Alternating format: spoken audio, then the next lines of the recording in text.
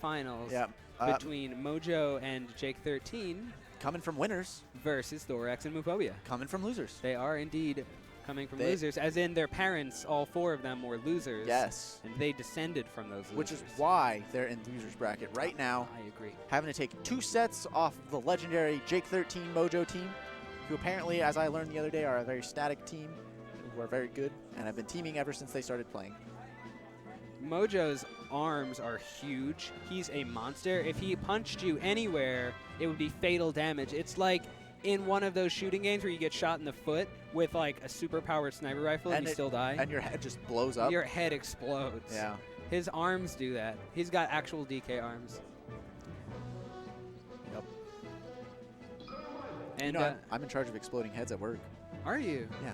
That's a good thing to be in charge of. Yeah. I'm also in charge of cutting them off. And I only code AI. Here we go. Okay. Kush and person with a Thor tag, which I believe is Thoraxe. yeah. Looks like Mojo is going Falcon. I will say, is interesting. when they historically, Mojo and Jake, Mojo will go fun high tiers for the first set of grand finals if they're coming from winners. And they usually win very handily anyway. But it's really fun to see because Mojo is very good at this game. Yes. And it's fun to watch his high tiers do silly things. That was amazing. That was an incredible edge guard using only your feet and a flaming bird that comes out of them. Looks like Moophobia dropped the edge guard on Mojo a little bit. And Mojo decided to try to Falcon Punch.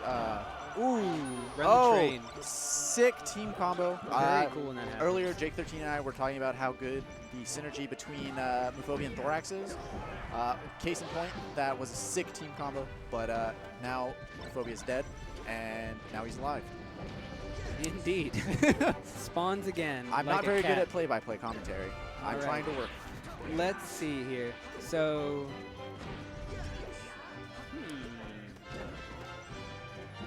yeah, so there's a sick cliff fight going on the left. Falco probably has the advantage in any cliff fight over Falcon because Falcon doesn't have very good wake-up options or out-of-shield options, as they're called in the game of Melee. So Mojo is definitely Falcon, right? Jake is Morris? Yeah. That's interesting. They're actually losing quite bad right now. Yeah, they are. It's because they're being dumb stupid faces and going fun characters instead of the characters they're good with. It's pretty difficult for characters like Marth and Falcon to set their opponents up for those kill moves in the amount of time before the Spaceys team can support their teammates. Yeah.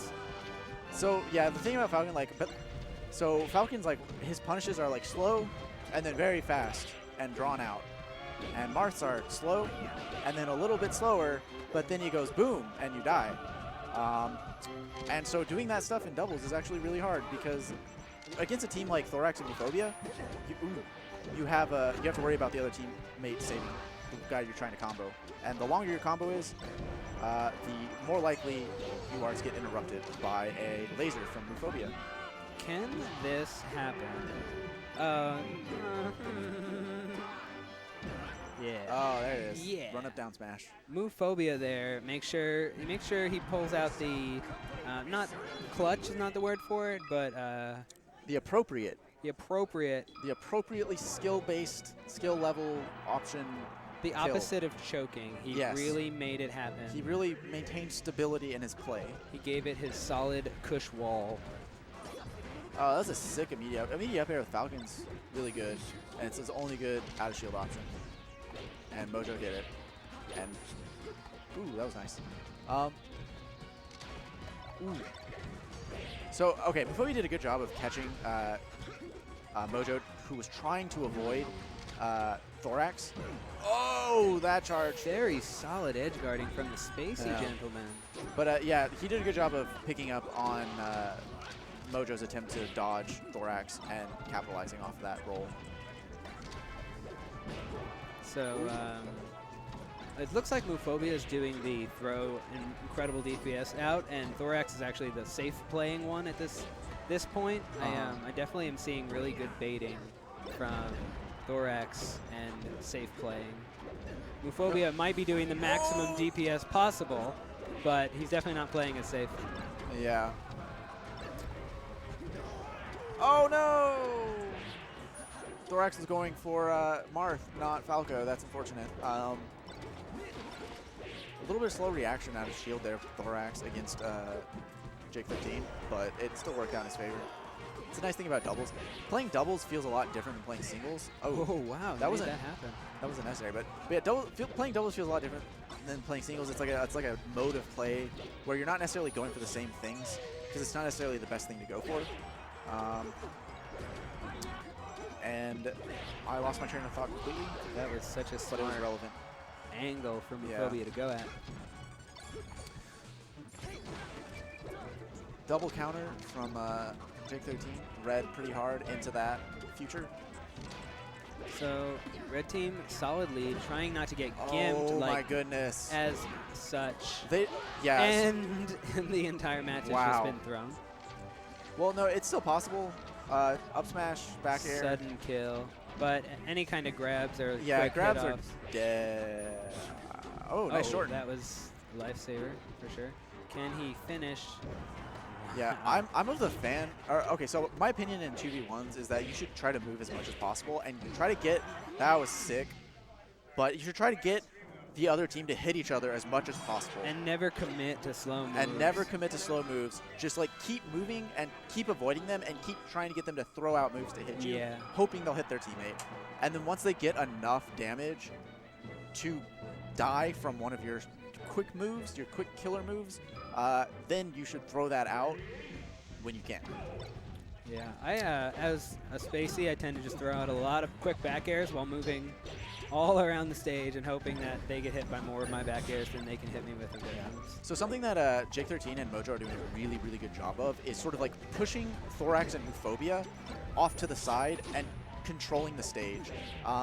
So it makes sense that they took them to Yoshi's because there's not as much stage for them to kind of control. So the advantage of having all this stage to work with, all this stage to run back, because running back is so good in Melee. Like running away is the best thing in the game. So with like less room, so it's easier for them to push back, I guess, if that makes sense. Because controlling the stage means controlling less space. So if they just push a little bit, then suddenly they regain center, as opposed to having to push a little bit and then a little bit more and then a little bit more before they actually regain center. And I cannot believe this. Mojo just did a Falcon Punch recovery, 64-esque.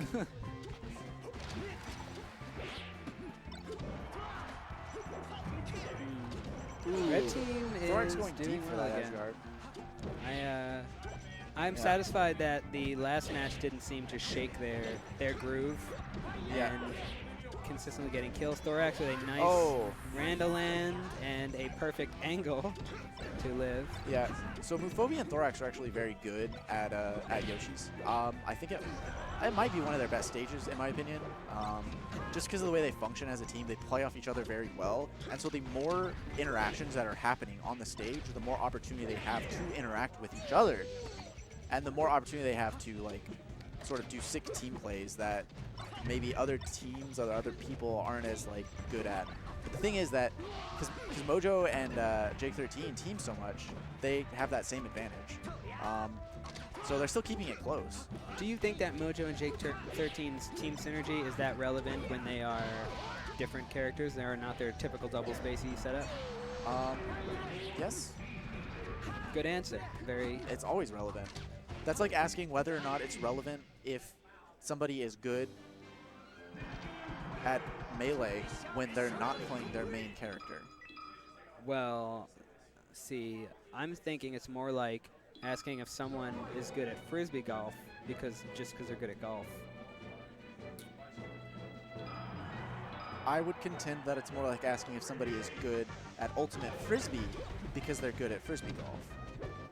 I would contend that Wendy's is terrible and their potato buns don't make up for the sins of their meat, cheese, tomatoes, and lettuce. I think Wendy's is definitely a low-tier fast food option. I agree. Oh, pineapple. Dude, Thoraxe just got pineappled super hard. That was really unfortunate. Thoraxe himself being a pineapple, he truly knows what it's like to get pineapple. Yeah. They kind of dropped that, that was pretty free. All Thoraxe had to do was run up and up smash and kill Jake13, but he didn't. Instead, Jake13 lived and did some damage. Oh. Oh! And Mojo is doing quite the DPS this round. Yeah, Mojo has a pretty good Falcon. He's pretty good with Falcon.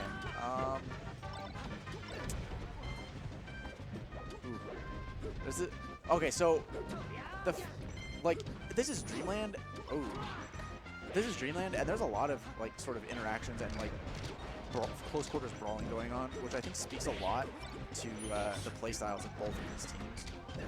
Did you just say Dreamland and close quarters brawling? Yes, I know, and that's why I'm saying it's weird to see because it's such a big stage, but there's so much close quarters brawling going on, which is not usually something you see on Dreamland. And I think it just goes to show like how aggressive of a team both of the teams are. So you're saying in this particular, on this day, in this stage, in this grand finals match, there happens to be a lot of close quarters brawl.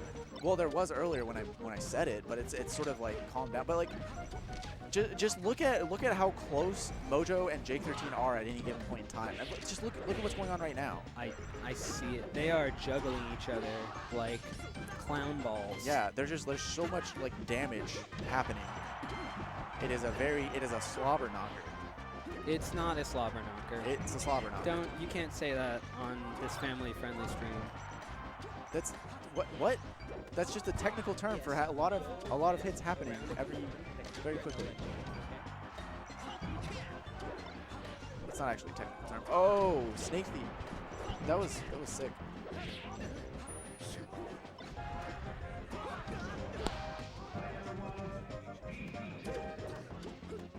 So, okay, so there, yeah, no, okay, so what's happening is there's a lot of clustering going on. Both the teams, like, that's why I said yeah, it's just weird to see on Dreamland. Now, you expect to see they won't get gimmicked here with Jake's random sword attacks, which Mark Tippers can be freaky and scary in 1v2, but ooh, it's that was clean. That was a good edge guard by Thoraxe. They covered all options there. That will reset the set, and now we will hopefully see. Now Jake13 will probably switch to Falco, and Mojo will probably switch to Fox, and we'll see Fox Falco double ditto. Thorough danger. Jake did also go Fox earlier. I guess not this time around, but Jake can also play Fox quite well. So this is going to be very confusing for me. I'm not going to be 100% sure what's going on because I can't see colors. That's weird and fine. So why don't you put on your whiskers? I'll put on my colorblind fixing glasses. They don't actually fix my color blindness. They make it a little bit easier to differentiate colors, but that doesn't necessarily help if I still don't know what the colors are. All right. But Moophobia and Thoraxe, being clutch as they are, pull out the tag technical ability so I can still tell what team is what. That is sick. Good. Now, Jake does really clean combos. He's like Westball's Light. And so keep an eye out for this white tagless Falco, who's going to be doing beautiful, excellent combos all game long. It's nice. Run up smash by Thoraxe, catch Jake13. It's incredibly chaotic with 4 space animals running around, especially with this composition where you have Falco and Fox, because the Falcons are going to both be looking to do the same thing, which is controlling the horizontal space, while the Foxes are going to be controlling more of the immediate, like, sort of like forward and up area and trying to push the other team into the corner. I feel like, especially with the way both these teams plays, that's going to be what we're seeing. The tactic will throw the teammate into the other team. But yeah, so what, like, if you notice, like, there's a lot of action going on in like one side and only one side. It's not very often that the teams split up and do 1v1s. I have a feeling right now, it kind of looks like they're going super slugfest, all 4 of them, because it's a ditto. They're not really thinking about gimmicks or gimps. It looks like they're just slamming attacks and going for maximum DPS. Yep. Oh. Wow. Okay, so this is looking like Jake13 and Mojo are playing their main characters. Looking as expected, which is grim. But then Mojo just decided to peace out there and give Thoraxe and Moophobia a fighting chance. Wanted to keep things interesting. I respect that. Nice bear from Moophobia. Now, let's see what Mojo can do when he's cornered like a wolf. Oh, good angle. Well, I'm not sure that's actually a good angle. Sometimes people say good angle, and sometimes it's not necessarily a good angle. It's just that the other person dropped the edge guard. I feel like that was just a dropped edge guard more than a good angle, honestly.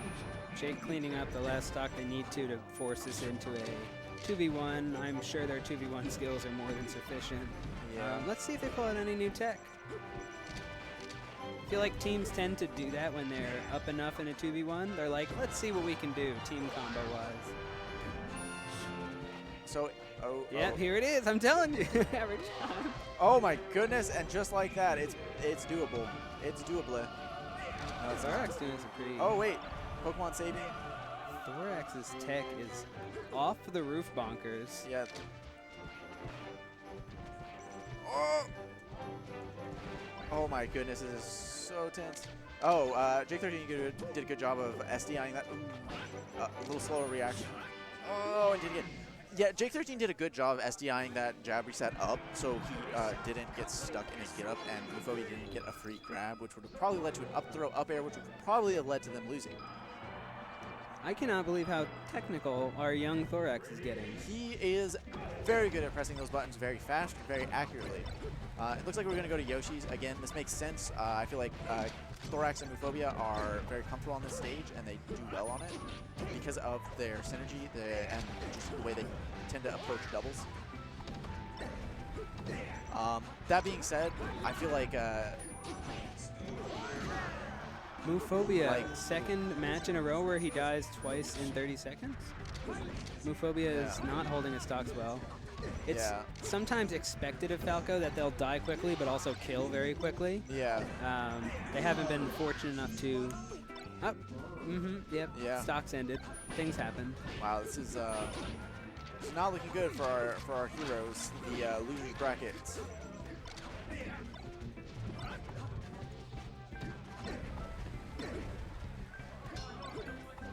Yeah.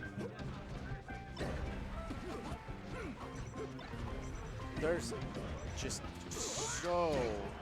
That actually slowed down a lot there for a little bit, and they sort of split up, and sort of the entire stage was being utilized for a moment instead of just one side of it, which is interesting because we haven't seen a whole lot of that in this set. The players are warmed up now. They are indeed. But sometimes when Spaceys get really warmed up on Yoshi's, it makes them want to go at their opponents way too fast, and it ends up in them dying way, way faster than they should. Yeah, I feel like the progression of getting good at Melee is you don't press buttons fast enough, then you press buttons too fast, and then you learn how to slow down and not press as many buttons as fast. You hopefully learn that before it's too late. Yeah. Oh, that was a sick... really read attempt, we'll say. Yeah. Oh, God. That was Jake13 is still mad from his last match where he was getting humiliated on, so he busted out KO Kin times Jake13. Get it? Yes, good. I do. And then he did fierce Sakura Dengeki Chimera Fire Hand. That is a technique that Disaster just made up. Okay, it looks like... Oh, we have Moophobia with the switch to Marth. Moophobia has actually been looking to get a Marth secondary. He, in fact, wants to become PPMD Light, doing the double maining of... Ooh. The double maining of Falco and Marth. He feels like some of the matchups that a Marth would cover would help him out in the long run. Ooh. Yeah, his Marth is actually getting pretty good. I think a Marth is a good resource to have in teams. I think it takes care of a lot of the problems. I don't feel that way about most of the other high tiers that get peppered in there. I feel like they're good if the player is good, but I feel like standard Marth complements Fox really well. Yeah. And as such, it's, I think, my very favorite team combo. A lot of people will say Fox Peach or just Fox Fox, but I do really like Fox Marth. Yeah, the thing about Marth in doubles though, and this is true for any team composition containing Marth, is that Marth has big scary hitboxes that get scarier the more tippery they become, and so being able to play Marth in doubles is a lot about being able to really precisely place your hitboxes, which is difficult. It's difficult to do when a game goes as fast as Melee. So a good Marth in teams is very, very useful and has a lot of utilization and utility. But a bad Marth in teams will kill his teammate repeatedly.